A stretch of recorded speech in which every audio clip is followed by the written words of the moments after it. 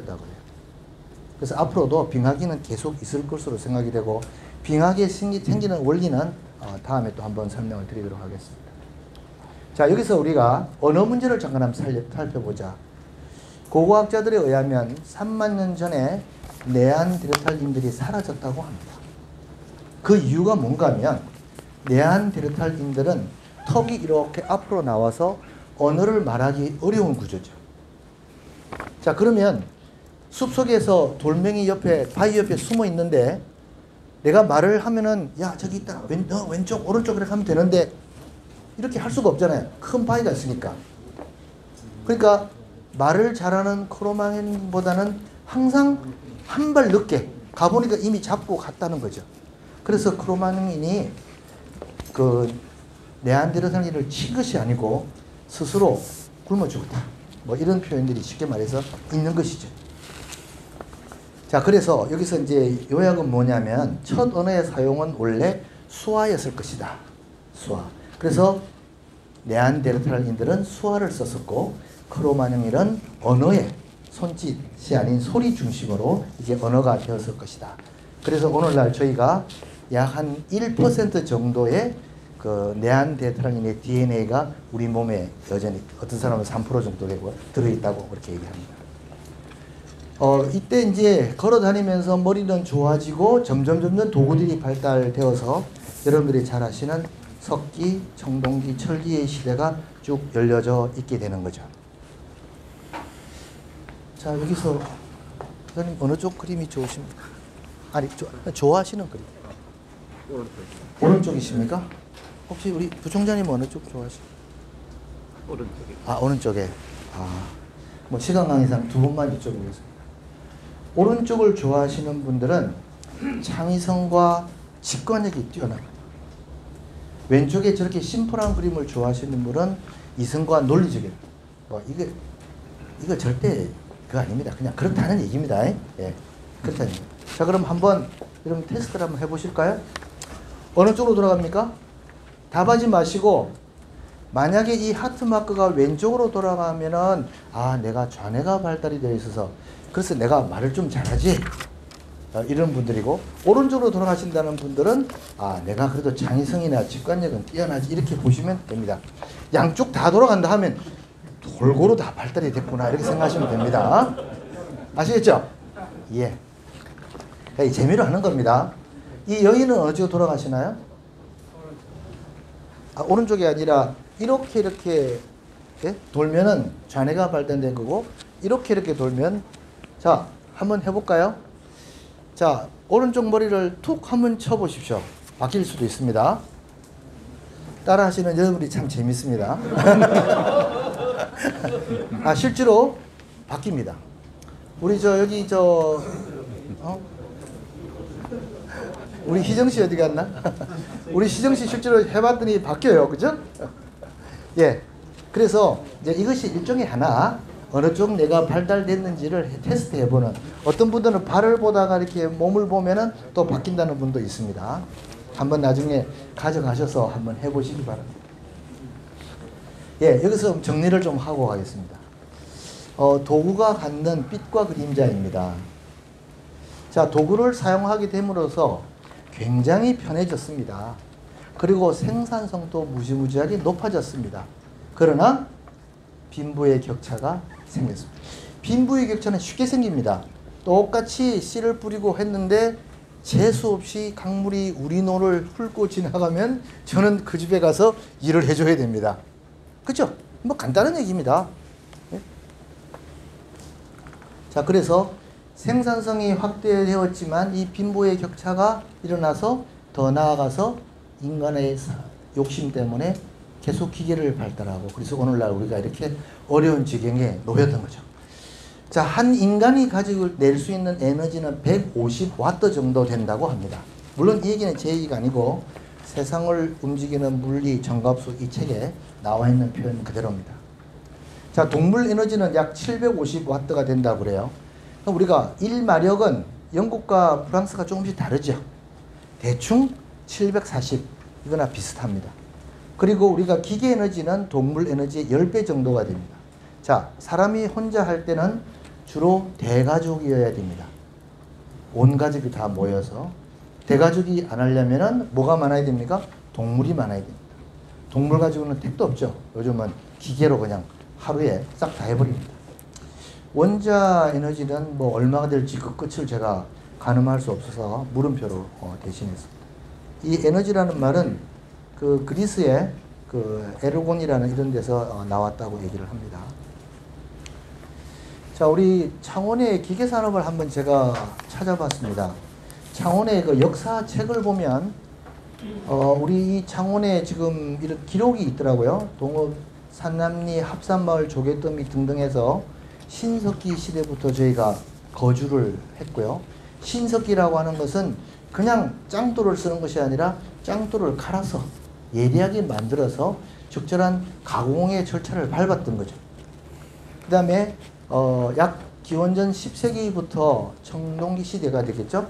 그때부터 창원에 본격적으로 거주했는데 남산 유적 이하 이런 것들이 그 하나의 기록으로 지금 되어져 있습니다. 그래서 창원이 기계공업 중심이 되었던 것은 보통 1973년 뭐 4년으로 볼 수도 있겠지만 9월 19일 날 박정희 대통령께서 이 기지를 건설하자 하는 지시를 내린 것부터 친다 하더라도 47년 정도밖에 안 됩니다.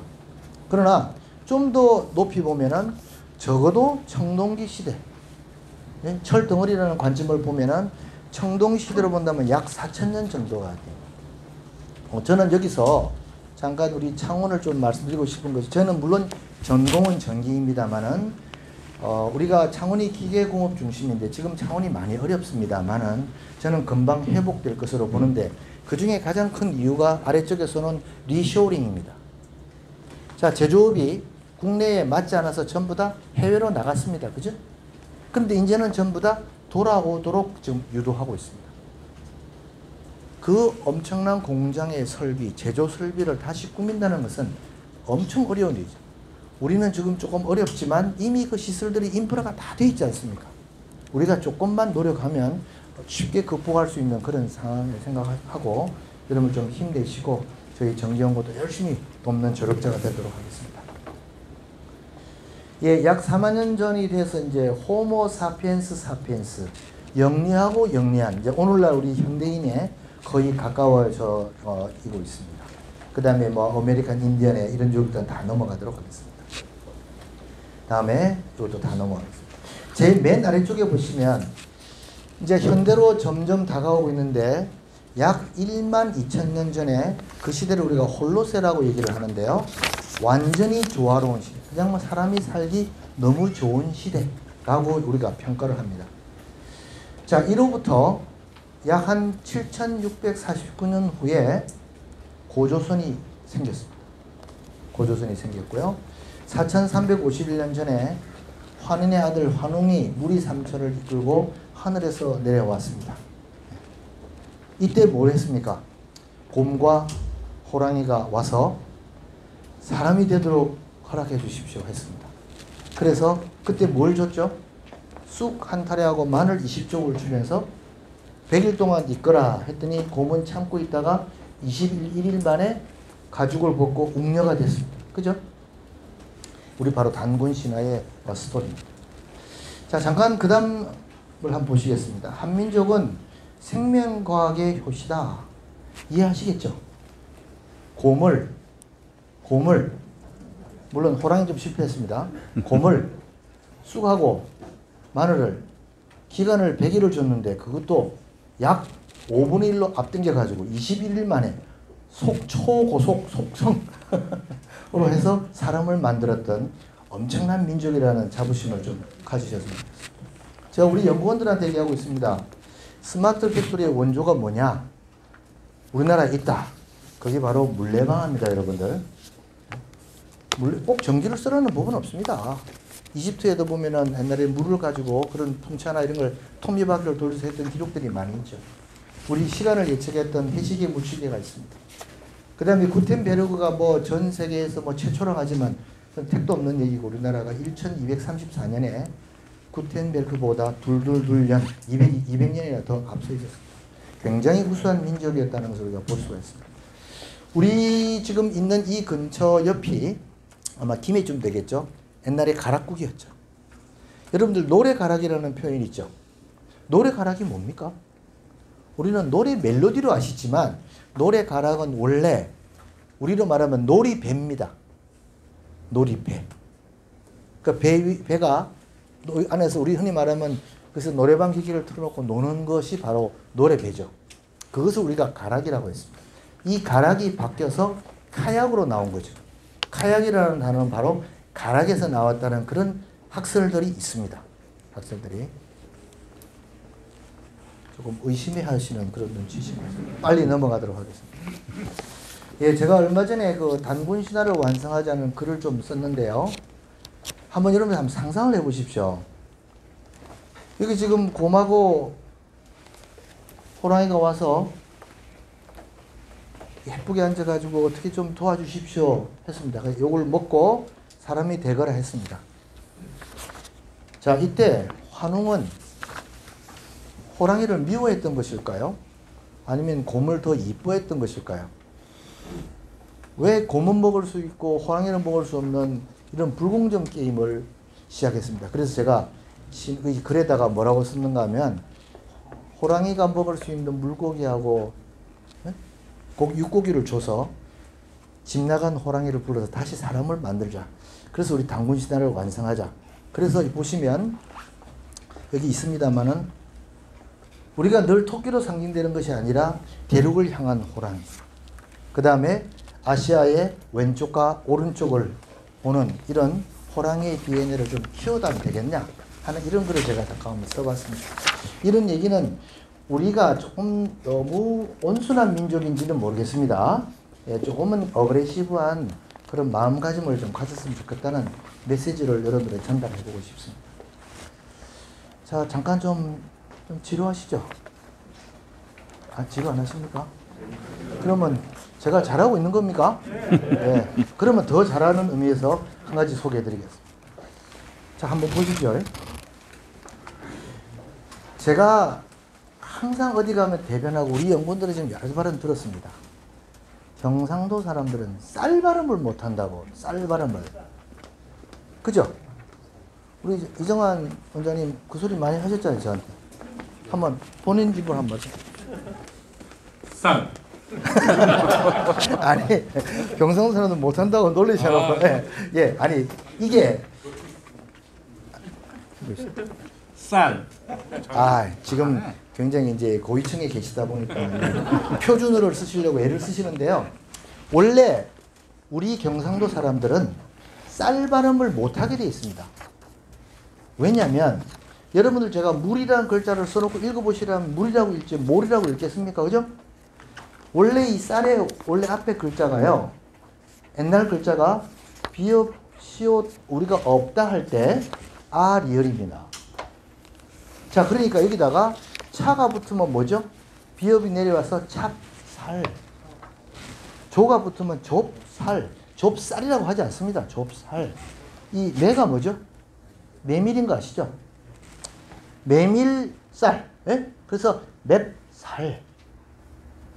그러니까 오늘날 이제 서울에 사는 일반 사람들이 쓰는 단어이기 때문에 옛날로 말하면 그 사람들 사투리죠.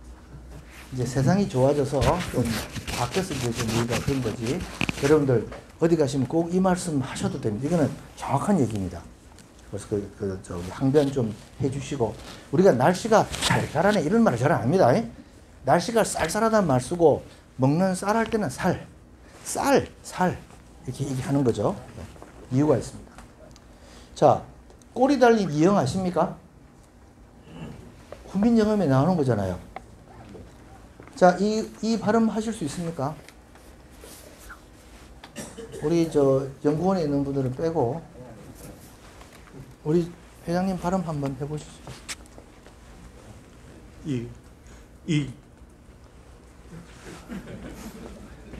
회장님은 일부러 이제 저한테 기회를 주시려고 안 하시는 것 같습니다. 원래 이렇게 하면은 이죠. 그럼 여기 지금 꼬리 달린 거는 무슨 소리가 나야 되겠죠. 제가 흉내 내보겠습니다. 이 발음입니다. 이렇게 말하면 너무 이상하죠. 제가 단어를 만들어 볼게요. 그게 아니고 우리 쓰죠? 우리 많이 쓰잖아요.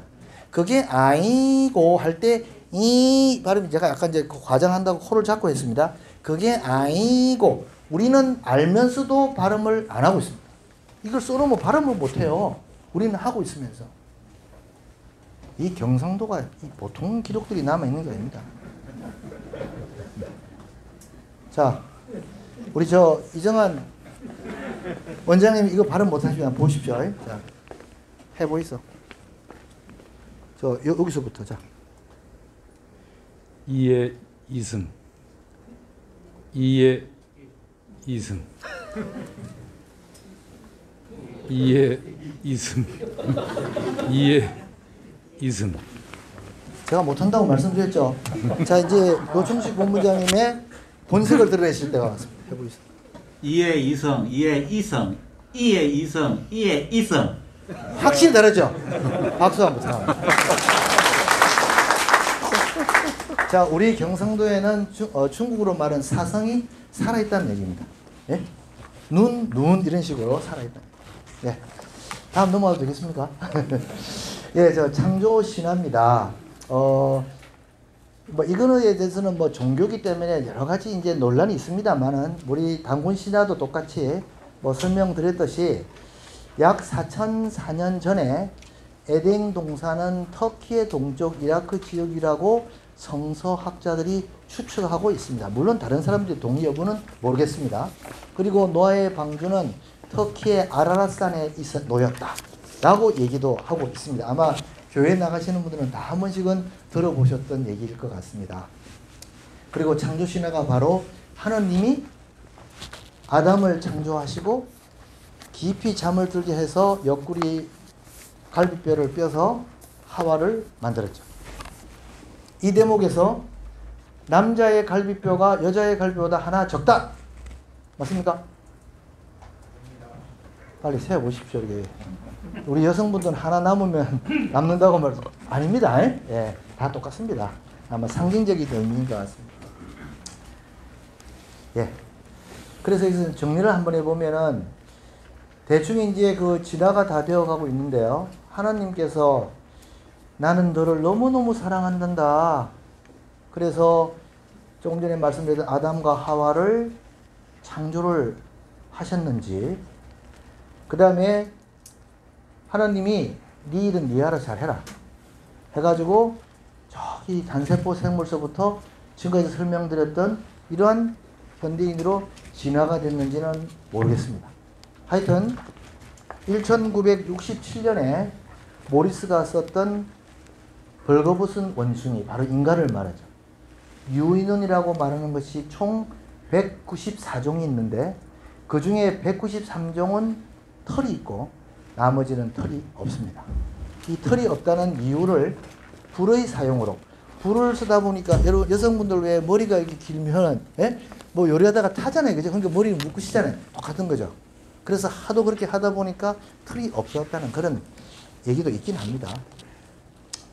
자, 한번 정리를 해보겠습니다. 제가 한때 이걸 보고 이제 좀 이게 좀 꽂혀가지고 제 나름대로 한번 만들어 봤습니다. 그래서 1967년에 모리스는 털 없는 원숭이라고 얘기를 했었고요. 그 다음에 2019년에 니겔이라는 사람이 디지털 유언이라는 책을 씁니다. 그래서 저는 바로 여기서 우리가 요즘 새로운 이거는 짱돌이죠. 그럼 요거는 뭐라고 운을 맞추면 되겠습니까? 폰돌. 이렇게 해서 우리가 새로운 또 돌을 쥐고 있다. 그리고 요즘 보면은 웨어러블이 너무 많지 않습니까? 그래서 저는 다시 현대인들은 새로운 털로 덮여지고 있다. 그래서 우리는 털갈이를 하고 있다. 이런 얘기를 제가 한번 해보고 있습니다. 자, 다음 우리의 먼 미래의 모습. 원래 사실 이거는 인간의 센서와 이런 기능들을 표시하는 그림이기는 합니다만은 아주 오래전에 약 1600년대에 사람의 정자 안에 아주 조그마한 사람이 들어 있어서 그 사람이 뱃속에 들어가서 성장했다. 이렇게 설명을 했다 그래요. 거기서부터 이 호문큘러스라고 하는 것이 이제 나온 거죠. 그런데 오늘날 이 와일드 박사라는 사람이 좀 돌려서 이런 센서의 기능이나 활동을 많이 하는 거에 따라서 보는 거죠. 쉽게 말해서 우리가 가지고 노는 손은 너무 크고 먹고 싶은 거, 그러나 머리는 별로 안 쓰려고 하는 이런 이제 이것이 바로 미래의 인간의 모습이 아니겠느냐, 이런 한번 얘기를 해보겠습니다. 자, 저는 아마 다음에 오늘 저 결론인데요. 우리가 호모, 저 뭐죠 이게? 스페란스가 되자, 그러니까 미래를 꿈꾸는 그런 인간이 되자 하는 걸 가지고 지금부터 이제 제가 남은 시간 동안에 좀 말씀을 드릴까 합니다. 자, 우선 기술의 발전을 이제부터 한번 좀 말씀을 드려보죠. 약 2500년 전에 와인을 따르는 로봇이 있었습니다. 그 로봇 이름이 바로 휠론이었습니다. 그게 별거 아닙니다. 이렇게 세워있다 안에 와인을 채워놓으면은 와인잔을 쭉 갖다 누르면은 물이 쪼록, 우리 저기 지금 물 마실 때 이렇게 누르면은 물 쪼록 나오는 것처럼 그것을 그 당시에는 로봇이라고 하고 굉장한 아이디어였겠죠. 그죠? 우리 이제 로봇 사회에 있으면 이것을 제일 먼저 우리가 잡고 있습니다. 그 다음에 5세기경에 스팀으로 작동되는 비둘기가 있었습니다. 이것도 하나의 로봇이라고 볼 수 있겠죠. 그죠? 그 다음에 아리스토텔레스가 또 여러 가지 뭐 자동화에 관한 것이 있는데 제가 그림은 잡지 못했습니다. 그 다음에 물시계도 있고요. 그 다음에 중국에서는 이 무왕실에 춤추고 노래하는 로봇까지 있었다고 합니다. 그 중간에 뭐 무지하게 많이 있겠죠. 그죠? 다 생략하고 1495년 다빈치가 로봇을 발명하는데 여러 가지 뭐 다빈치가 했던 일들은 너무너무 많죠. 굉장히 많지만 그 중에 우리 로봇의 관점에서 볼 때는 이러한 사자 로봇과 이런 인간 로봇을 실제로 설계를 하고 그것이 아마 그 물건으로 남아 있는 것으로 알고 있습니다. 자, 이제 우리 모두에게 산업혁명이라는 새로운 이제 번개가 치게 됩니다. 한번 쭉 정리를 해보면 하나하나 설명드릴 생각은 없습니다. 1차, 2차, 3차, 4차 중에서 1차는 증기입니다. 그러나 2차부터 4차는 전부 다 전기이죠. 전기. 자, 이 대목에서 여러분들 좀 동의를 구해야 됩니다. 아까도 말씀드린 것처럼 우리 전기는 뚝만 잘라서 전기와 전자. 그래서 강전과 약전으로 쪼갰습니다. 그 다음에 또 뚝 쪼개서 뭡니까? 통신, 컴퓨터, 반도체 이렇게 지금 쪼개고 있습니다. 그러나 외국에서는 여러분 잘 아시지만은 전부 다 WE, Electrical Engineering 안에 다 들어져 있는 거죠. 그래서 실제로 저희도 여기 전자, 컴퓨터, 뭐 모든 이런 반도체를 전부 다 전기업으로 해서 다 하고 있는 이유가 여러분들이 알고 계시는 파이버 쓰고 철탑만 올라가는 그러한 전공이 아니라는 것을 한 번 더 강조 말씀드립니다. 자, 1차 산업은 우리가 와트스부터 출발해야 되겠죠. 그죠? 전기기관서부터 우리가 출발을 쭉 해서 이 당시에는 면직물공업과 제철공업 중심이었습니다. 물론 다른 것도 있었지만 이제 일반적인 얘기로만 그렇게 하고 넘어가겠습니다. 이 당시에는 이제 기관차에 대한 것이 굉장히 이제 큰 의미를 부각을 해서 굉장히 빠른 이동 수단으로 이제 잡혔던 거죠. 자, 이것이 약 1870년 정도로 사가들은 얘기를 하고 있고 이때 이제 2차 산업혁명이 들어갑니다. 이때 특히 우리 전기에서는 굉장히 많은 부분들이 이제 정리가 되기 시작합니다. 바로 여러분이 잘 아시는 것처럼 에디슨이 우리 전기에서 굉장히 큰 역할을 했는데 밤을 낮처럼 사용할 수 있게 해주는 백열전등의 발명은 어마어마한 우리 역사를 바꿔놓고 있는 거죠. 물론 그로 인해서 우리가 굉장히 많은 노동의 착취라고 할까요? 그런 부분도 있기는 하겠지만 우리가 일할 수 있는 기회가 더 많아졌고 인류가 발전될 수 있는 그런 가속이 일어났다라고 말씀을 드릴 수가 있겠습니다. 그 다음에 중간중간에 뭐 반도체라든지 뭐 이런 것들은 한번 눈으로 보시는 걸로 하고 넘어가고요. 지금 저희가 창원에서 HVDC 사업을 지금 이제 하도록 지금 곧 이제 시작이 됩니다.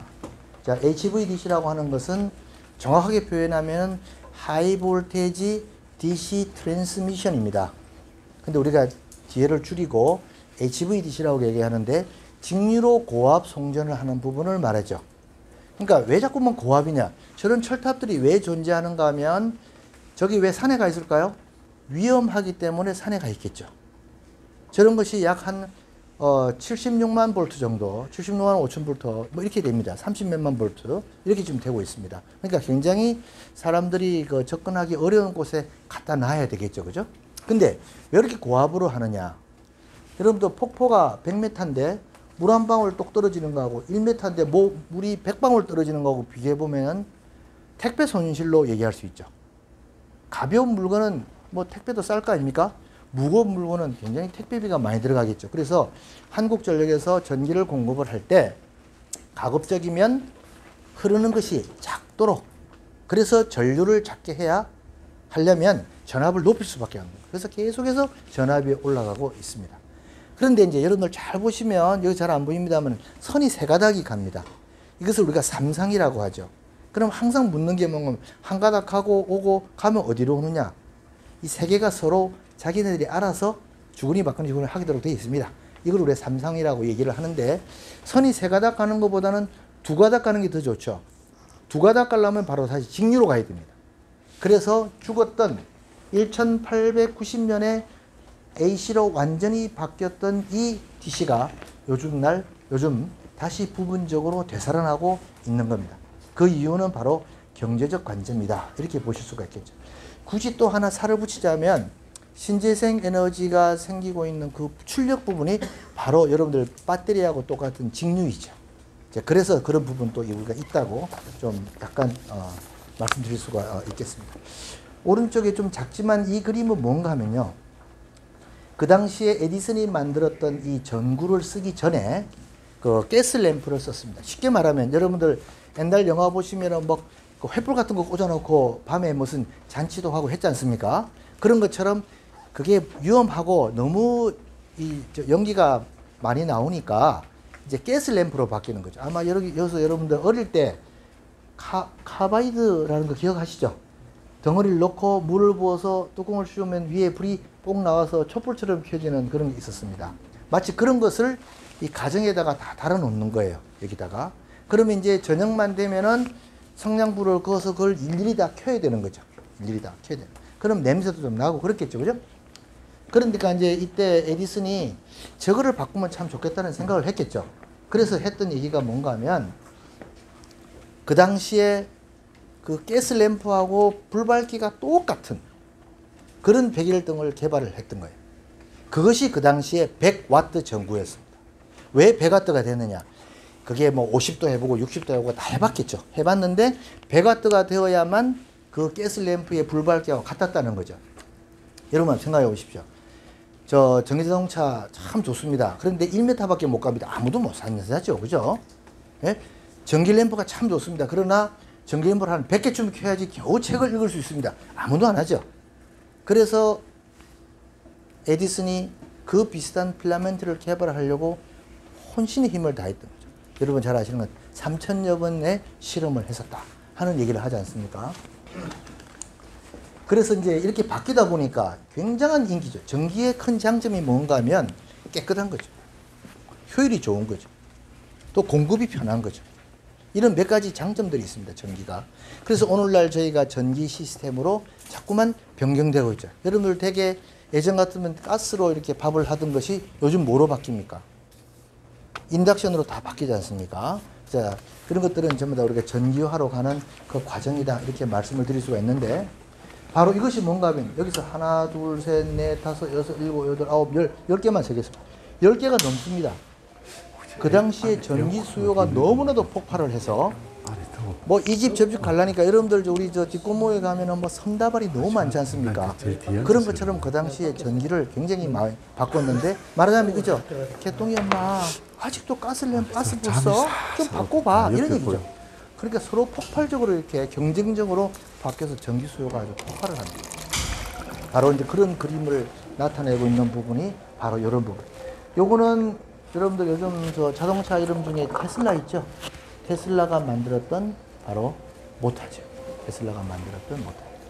바로 요 모터 때문에 에디슨이 망하게 되는 거죠. 뭐 그 이유 중에 하나입니다만은. 예, 그래서 에디슨이 큰 기여를 해서 우리 전 세계가 이제 하나의 밝은 세상이 되었던 것이고, 이런 그림은 이제 우리 아래쪽에 나온 출소에서 여러분 찾을 수가 있고 아마 여러 번 보셨던 것으로 믿습니다. 그래서 전기는 우리가 만들어서 송전하는, 여러분들이 산에 보시는 저 대부분 저런 것들이 다 송전탑들이죠. 송전탑들. 그래서 밀양의 송전탑 때문에 상당히 많은 문제가 있었던 걸 여러분 아시죠? 여러분들 이런 기회에 제가 홍보를 좀 말씀을 올리겠습니다. 지금 송전탑 아래에는 아까도 말씀드렸던 대로 애기 오줌 줄기보다 못한 전류들이 흐르고 있습니다. 그러니까 전류가 흘러야만 이 전기가 생기고 그 자기에 의해서 무슨 영향을 받는 거거든요. 그런데 여러분들 이 자리에서 핸드폰은 여기다 쓰면, 여러분 과거에 핸드폰, 여기 핸드폰이라고 해보죠. 핸드폰 안테나가 있었습니다. 그죠? 안테나가 이렇게 있으면, 안테나 여기 있으면 여기쯤에 전파가 형성이 됩니다. 그래서 여기 머리를 마이크로웨이브에 조금 넣어 놓은 거와 똑같습니다. 그래서 여러분들 건강하게 쓰시려면 이어폰으로 핸드폰을 쓰셔야 되죠.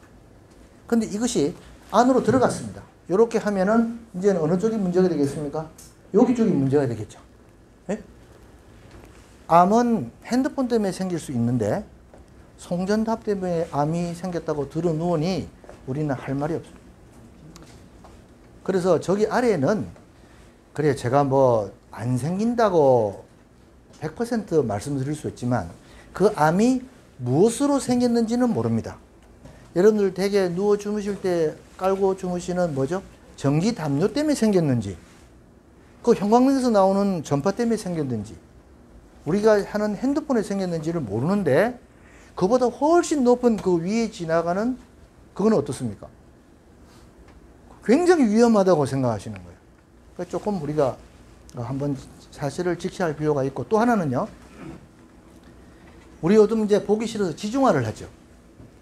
그럼 지중화 하면은 보통 우리 김민기 본부장님 지중화 하면 몇 메터 들어갑니까? 지중화 케이블이 깊이가 몇 메터로 들어갑니까? 50m로 들어갑니까? 50m로? 예. 그러면 어떻게 될까요?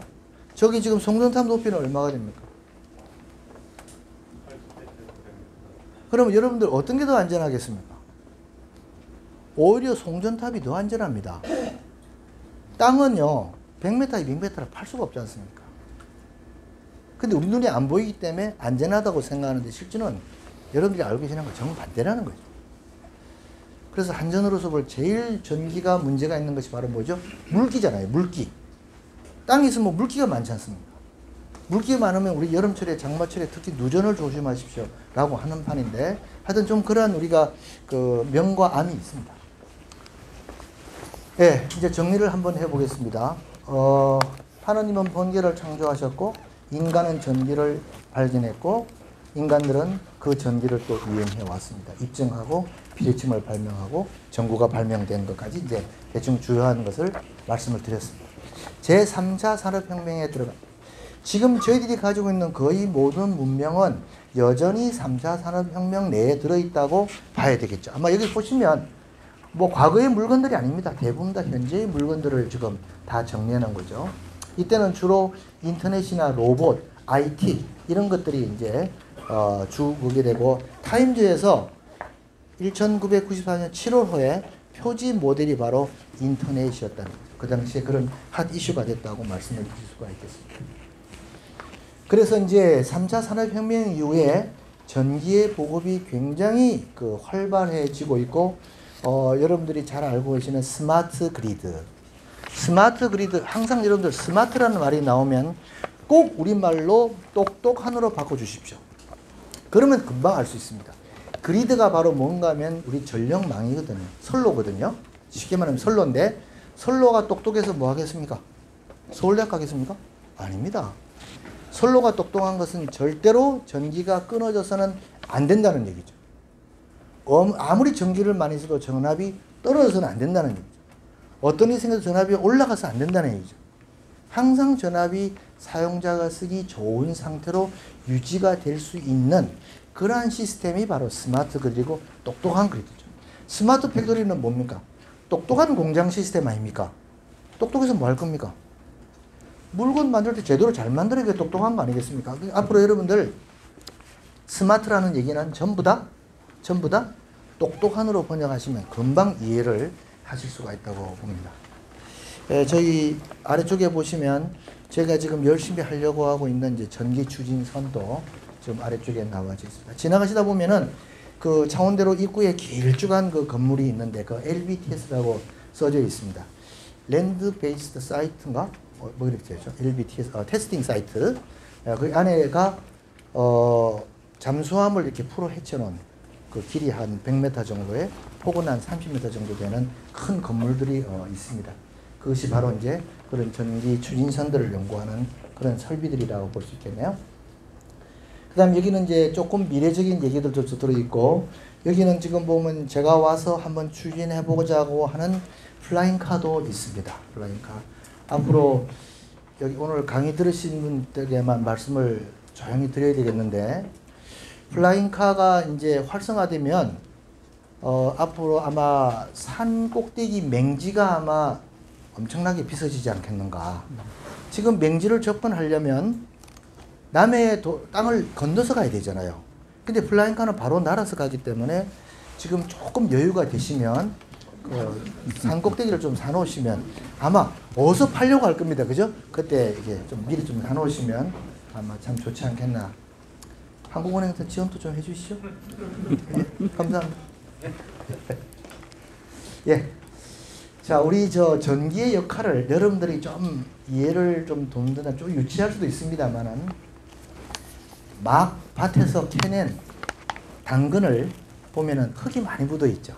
이것을 우리가 철광석이라고 한다면, 그리고 깨끗이 씻어 놓으면 그래도 바로 이제 입에 물고 배어 물고 먹어도 될 만큼 깨끗해졌습니다. 이런 것들이 우리가 제조 공정을 통해서 하나의 깨끗한 순철, 철강으로 또는 뭐 철광괴든 이렇게 만들어졌습니다. 그래서 이런 걸 가지고 적절히 잘 깎아야만 이런 멋진 그림이 나오겠죠. 그죠? 그래서 바로 전기 기술은 이런 것이다.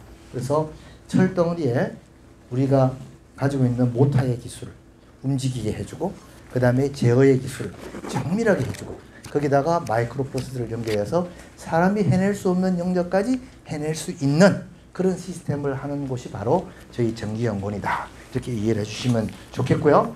앞으로 아마 그래서 우리 창원기계공업단지에 더욱더 우리 전기연구원에 해야 될 역할이 클 수 있지 않겠냐는 그런 한번 말씀을 드려볼 수 있겠습니다. 뭐 이왕 나온 김에 그 비슷한 그림들이 몇 개 있어서요. 우리 전기 기술은 정확합니다.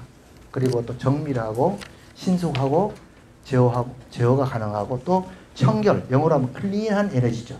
전기를 아무리 써도 뭐 재가 나오거나 이런 게 없죠. 물론 만들기 위해서 석탄을 쓰거나 가스를 쓰는 그런 부분은 분명히 있습니다. 예, 그러나 그 이후에는 그런 문제가 없다는 걸 말씀을 드립니다. 자, 저희 전기연구원을 잠깐 소개해 드리도록 하겠습니다. 오늘 뭐 저희 내용을 또 전혀 소개해 드리지 않는다면 또 문제가 있을 것 같아서요. 저희는 1976년에 신당동에서 전기 설비를 시험 인증해주는 기관으로 출발을 했습니다.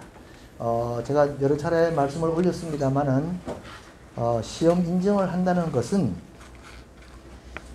여러분들 마네킹을 자동차에 앉혀놓고 벽에다가 쾅 부닥치면서 충돌 실험을 하면서 마네킹이 어떻게 움직이는지 이런 걸 테스트하지 않습니까? 그런 것처럼 변압기나 차단기나 케이블을 옥외에 있을 때 번개가 아까 막 보셨습니다. 번개가 때려도 이것이 안정적인 동작을 해야 되지 않습니까? 그러한 시험 조건을 충족시킬 수 있는지, 그래서 얼마나 신뢰도가 높은지, 얼마나 우리가 안심하고 쓸 수 있는 이런 걸 우리가 입증해주는 그런 하나의 절차이죠. 그래서 이것은 우리나라가 중전기 분야의 해외로 그런 것들을 변압기, 차단기, 케이블 이런 것들을 수출하기 위한 하나의 그거로서 우리가 역할을 해왔고, 요즘은 조금 이렇게 외국에서도 저희들 기술을 좀 배우자고 하는데 정말 자랑스럽게도 저희가 이 전기 시험 인증 부분은 전 세계의 2등입니다. 그리고 환태평양에서는 1등입니다.